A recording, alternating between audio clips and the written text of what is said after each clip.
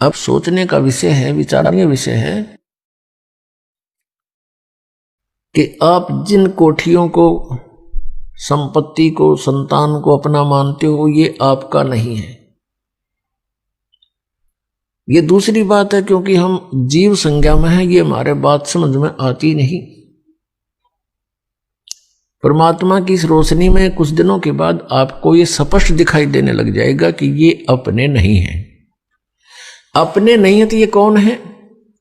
ये नहीं कि इनसे नफरत हो, नहीं, ये परमात्मा के हैं, बच्चे हैं उस धनी के, हमारे मालिक के बच्चे हैं।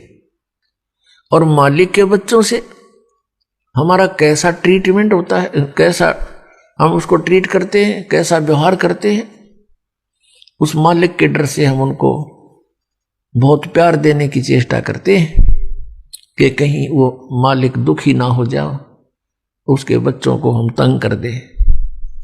जैसे आप किसी भी नाते से जुड़े हैं, पति पत्नी, जेठ जेठानी, सास ससुर, ननंद, किसी भी नाते से आप जुड़े हो, तो ये ध्यान रखें कि ये आपके नहीं है।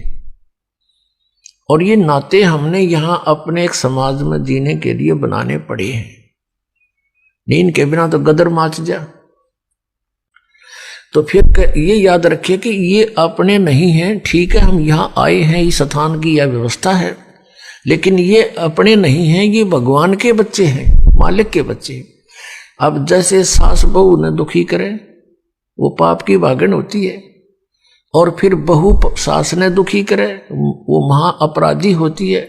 क्योंकि सास की जो आशाएं होती हैं कि मेरी पुत्र वधू आएगी, मेरी सेवा करेगी, मैंने प्यार से बोला करेगी, तो वह हर प्रयत्न करती है अपने बच्चे के विवाह करने की, कि मेरा बच्चा ब्याह जा, बेटी आवेगी। और वो फिर उसके विपरीत कार्य होते हैं, उसकी आत्मा दुखती है। तो अब हम ये भी सोचना है कि ये अपने नहीं है। ये तो आप सोचो ना सोचो या फाइनल बात है, आप मानो या ना मानो, ये तो सही है कि ये आपके नहीं। हम मानने ना माने मृत्यु होगी, हमारे मानने से ना मानने से कोई फर्क नहीं पड़ेगा, वो है एज इट इज। तो इसी प्रकार ये बच्चे, ये संतान संपत्ति आपकी नहीं है। आपका ना यकीन होता है, आप नहीं, आपकी बुद्धि अभी तक वहां पहुंचती है, तो वो दूसरी बात है ऐसा ही। लेकिन ये नहीं कि इनसे नाता तोड़ ले, विपरीत हो जाए, नहीं, इससे भी मालिक अक्षुब्ध होगा। ये उसके बच्चे हैं, इनके साथ बहुत अच्छा व्यवहार करना है, उस परम पिता के, उस मालिक, अपने धनी के बच्चे मानकर। अब जैसे दास ने देखा कि एक कोई फैक्ट्री का मालिक था, उसकी एक पुत्री थी, 8-9 वर्ष की होगी, उसके लिए एक नौकरानी रखी हुई थी उसने, और उनकी कोठी से स्कूल विद्यालय उस लड़की का घनी दूर नहीं था, 1000-2000 फुट था बस। मतलब यहां से सड़क हो, इसे थोड़ा दूर लगा लो, तो उसके लिए कोई ऐसा व्हीकल भी नहीं लगाया उसने, वो पैदल चली जाती थी। वो नौकरानी गर्मियों के दिनों में उस मालिक की बेटी पर छाता रखती थी छोटा सा, और स्वयं धूप में चलती थी।